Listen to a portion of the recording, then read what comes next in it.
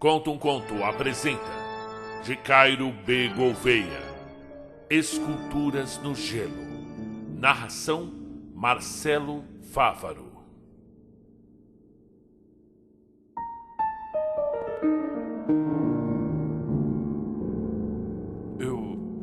Eu escrevo essa carta com as minhas mãos trêmulas e com o pouco de juízo que ainda me resta.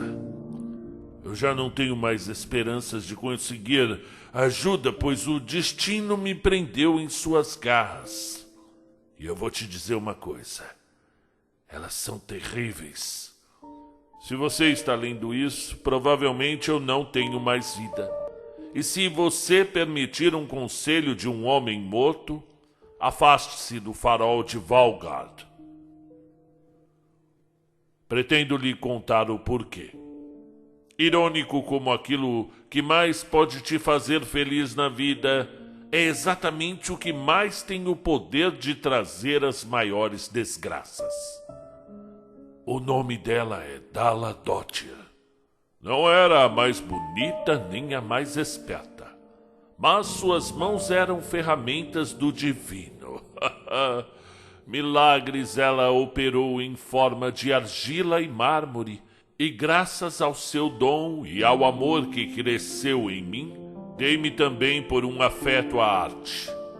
As esculturas nos uniram em meio a tal cidade escura e fria, nos longos invernos que vieram. Apenas uma chama era o suficiente para nos aquecer, e nossos corpos nos dividiam esse calor em meio ao gozo e suor. Jovens e felizes éramos em meio a tanta tristeza do nosso redor, e fizemos votos de permanecermos assim, para sempre. Eu precisava dela, e ela precisava de mim. Nossas obras só eram tão boas quanto o nosso estado de espírito permitia. Não tínhamos muitas posses, e culpo Valgard, nossa cidade, por isso. Povoada por gente estúpida e de rosto hostil, como o clima da região. Não era um ambiente próspero para quem queria viver de arte. O custo com a matéria-prima não justificava o esforço. Portanto, limitávamos a vender pequenices. Um completo desperdício de um talento tão incomum, pois, ao meu ver, as estátuas de Dalla deveriam adornar as mais finas cortes. Finalmente, apesar de ganharmos tão pouco, não tínhamos muito com o que gastar, pois nossa nutrição era obtida da própria natureza, na maioria das vezes, é claro. E não éramos soberbos ou gananciosos. Nossa necessidade mudou quando, sem planejamento, descobrimos que deixaríamos de ser 2 para sermos 3. Desolados ficamos com a notícia, já que nunca fora nossa intenção trazer mais uma vida para aquele breu, frio e vil onde vivíamos. Apegamo-nos ao nosso amor e passamos a acreditar que poderíamos estendê-lo à criança. Nossas preocupações se voltaram para o futuro e percebemos que não poderíamos mais viver como vivíamos. Afinal, a vida de pobreza não cabe bem a pais amorosos. Foi então que nosso verdadeiro martírio se deu início, pois decidimos crescer nosso capital com 1 ano de serviço no farol. Veja bem, Valgard não é uma cidade portuária. Nunca sequer viu o oceano e rios e lagos são completamente congelados a maior parte do ano. Não obstante, a cidade foi construída na parte mais alta de uma depressão, sendo assim possível a existência da formação de uma ilha de calor e a proteção parcial dos ventos de nevascas constantes. Se não por esses detalhes, a vida humana seria praticamente impossível de se existir ali. Por conta de sua localização de baixo nível e solitária, perdida em um deserto de gelo, era normalmente impossível localizar a cidade sem auxílio, pois suas luzes eram muito fracas para superar os aclives que a cercavam. O farol fora construído com o intuito de sanar tal problema. Construído fora de Valgard, no monte mais alto das redondezas, ele jogava luz à distância para mostrar aos viajantes e mercadores como nos encontrar.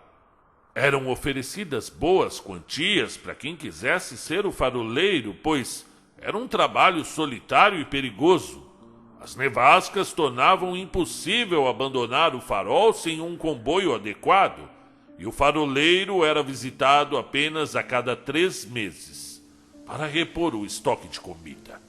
Era um cargo rotativo por conta do seu maior número de desistências, e quando Dala exibia uma barriga de 2 meses de gravidez, eu me tornei o faroleiro. Ela me acompanhou e assinamos um contrato de 1 ano de serviço. Seria o suficiente para juntarmos a quantia que precisávamos. Partimos para o nosso posto preparados para enfrentar dificuldades. Éramos endurecidos pelas intempéries de nossas vidas desde que nascemos e não acreditávamos que esse seria um desafio tão difícil de se superar. O farol era grande e haviam apêndices de sua construção. Uma modernidade tecnológica que não condizia com a região. Ela e eu dividimos nossas tarefas. Durante o dia eu atendia aos serviços mais ordinários. Lavava o chão e as latrinas, limpava e tirava a neve das cobertas, cozinhava, consertava o que era quebrado, pescava em um pequeno lago próximo, cuidava da fornalha barulhenta que nos aquecia e das engrenagens a vapor que faziam a luz do farol girar. À noite, ela refazia o que eu tinha feito mal e se empoleirava no topo do farol para atender a sua luz. Uma vigia atenta do nada acontecia ao nosso redor. Sua principal função, na verdade, era a mais bela: gerar vida em seu útero. E eu dava o espaço que ela precisava para isso. Tentei cuidar bem de Dala como pude, mas enquanto um dormia, o outro estava acordado. E por conta disso, tínhamos poucas horas juntos durante os crepúsculos. A rotina e o tédio nos atingiam rápido, e esses momentos juntos eram o que nós tínhamos de melhor para manter nossa sanidade. A solidão te deixa na presença das partes mais profundas da sua mente. Se todos tivessem a oportunidade de experimentá-la verdadeiramente, veriam que sua própria companhia nem sempre é a mais agradável. Ficamos muito irritados e passamos a brigar vez por outra. Havia um som que a caldeira emitia a cada meia hora. Um alívio de pressão. Era alto e repetitivo. Tirava minha concentração e o sono. Mas não havia nada que eu pudesse fazer a respeito, pois era ela que nos impedia de congelar. Quando o primeiro comboio trouxe nossas rações, alegramo-nos por descobrir que haviam bebidas. Nossas bebedeiras nos reaproximaram, mas notei que o comportamento de Dala se tornou estranho por volta dos 5 meses de gestação. Tinha se tornado uma mulher triste e taciturna. Sua quietude me inquietava, e não era incomum vê-la procurar a solidão mesmo nas horas em que tínhamos para nós. Certo dia, acordei para ver que, ao redor do farol, haviam surgido diversos bonecos de neve, esculturas de gelo rudimentares. Dala passara a esculpi-los à noite durante o seu turno e dizia que ajudava com a solidão. Eram obras caóticas e irreconhecíveis, como se ela estivesse tentando acertar uma composição que nem ela mesma sabia qual era. Atribuía a falta de talento usual dela à pouca luz e disposição. Nos dias subsequentes, Dala era atormentada por pesadelos. E eu passei a tentar dormir sem muito sucesso, em meio aos sons enervantes dos gritos e da maldita caldeira. Tais sonhos ruins ela não queria compartilhar, e percebi que eles eram responsáveis por parte do seu afastamento. Eu tenho que reconhecer que, privado de um sono adequado, cansado de trabalhos braçais tão exaustivos e de uma rotina tão frívola, eu não estava nas minhas melhores capacidades para prestar apoio a ela.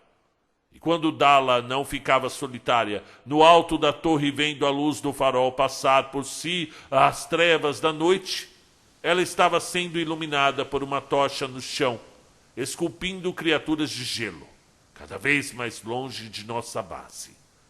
Tal arte torta passou a me incomodar, pois de minha janela alta era possível ver lá embaixo, a todas as horas, um exército aterrador de seres esculpidos, deformados e inertes, dispostos radialmente ao farol.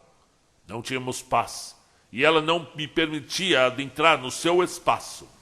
A parceria dela agora era com ela mesma, e com alguma coisa no fundo de sua mente que aparentemente gostava de conversar. Brigamos. Em um acesso de fúria, destruí parte de sua arte monstruosa como pude.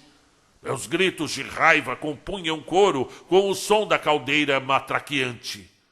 Buscava alguma reação dela, além do seu comportamento estafante, e eu acho que eu consegui. Chorou, gritou, me agrediu, botou para fora. Acalmei-a em meus braços e percebi que ela estava tão fragilizada quanto sua barriga estava grande. Iam completar 8 meses de gravidez, afinal.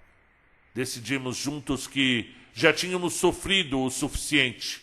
Iríamos quebrar o contrato e voltar juntos ao próximo comboio, terminando nossa estadia na metade do tempo.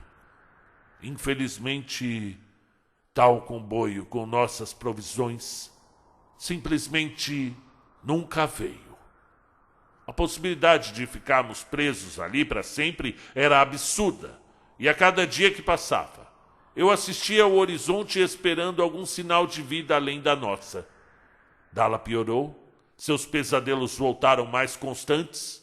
Ela não me deixava mais subir ao farol, alegando que aquela era a função dela. Os bonecos de neve surgiam em uma velocidade ainda maior, e agora possuíam formas reconhecíveis. Mas antes não tivessem. Tais obras revelavam a doença na cabeça de minha doce Dala. Eram formas indescritíveis, horrendas, frutos de uma mente afogada em pesadelos e desespero. Foi em uma noite de nevasca que vi o último brilho de inteligência nos olhos dela. Minha querida me chamou para mostrar um dos bonecos que eu ainda não conhecia. Era muito maior que os outros e suas formas eram bem mais definidas.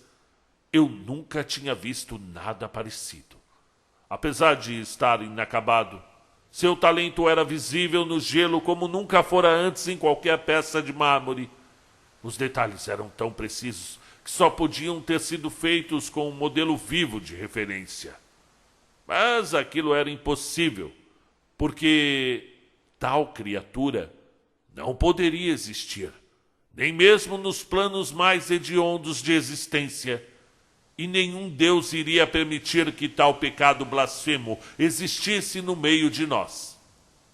Ela o tinha feito dentro do estábulo afastado que estava abandonado e destruído. Andar do farol até lá tinha sido um martírio por conta dos ventos cortantes e do frio. Ela implorava que eu a ajudasse a proteger a obra. A simples visão do monstro foi suficiente para me arregalar os olhos, acelerar o coração e povoar os sonhos. Quando a caldeira urrou ao longe, por um momento imaginei que vinha dele. Neguei ajuda a Dala e simplesmente a abandonei ali. Tremendo de frio, passei aquela noite. Por mais que a caldeira chiasse, seu calor não era o suficiente. Eu sabia que Dala não pretendia abandonar o estábulo. Não parecia racional o suficiente. Minha consciência pesou, e a preocupação me levou a voltar lá. A construção resistia, e dentro ela não estava. E para minha surpresa, boa parte da escultura nefasta dela fora destruída mesmo que as paredes e o teto ainda a protegessem.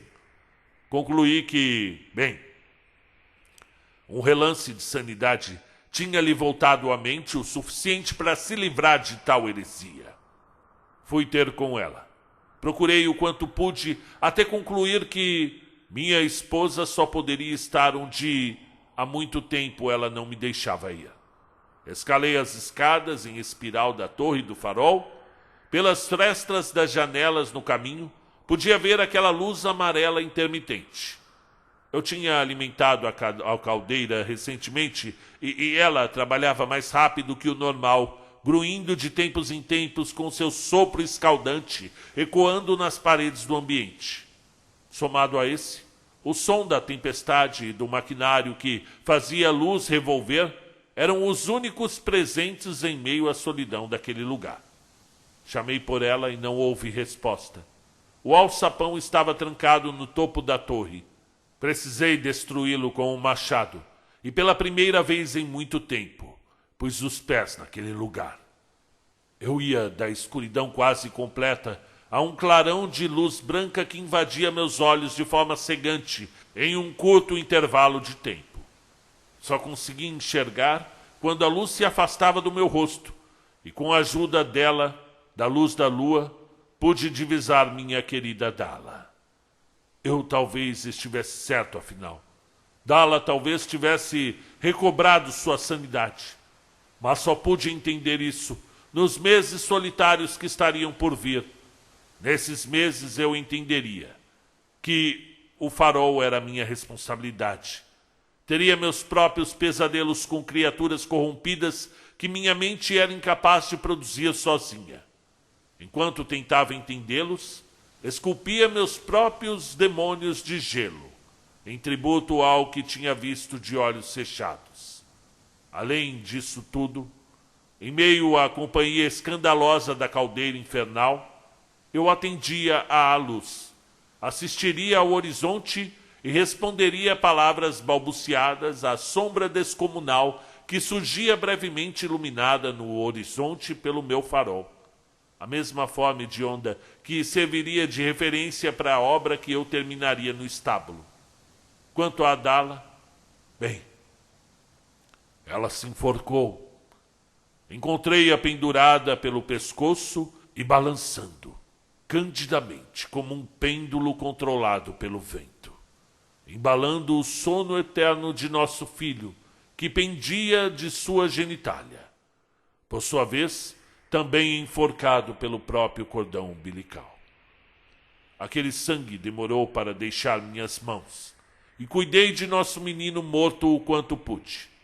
Destruí a maldita fornalha, buscando o silêncio e o frio intenso. Ajudou a afastar os vermes da minha família. Mesmo após enterrá-los nos cantos mais escuros do quarto, às vezes meu filho aparecia. Vinha me visitar com sua aparência distorcida e mal formada e sua estridente voz de caldeira. Como minha doce Dala, estou tendo meu próprio momento de sanidade. Diferente dela, no entanto, vou deixar minha vida nas mãos do destino, pois estou prestes a sair pela porta e enfrentar a nevasca. Se sobreviver, avançarei até o horizonte de onde veio a loucura. Eu não sei o que pretendo com tudo isso, mas é mais forte do que eu. Eu preciso saber, eu preciso entender. Se minha jornada vai me trazer esclarecimento e paz, ou destruir o pouco de sanidade que me resta. É algo que eu ainda estou por descobrir. Eu vou descobrir.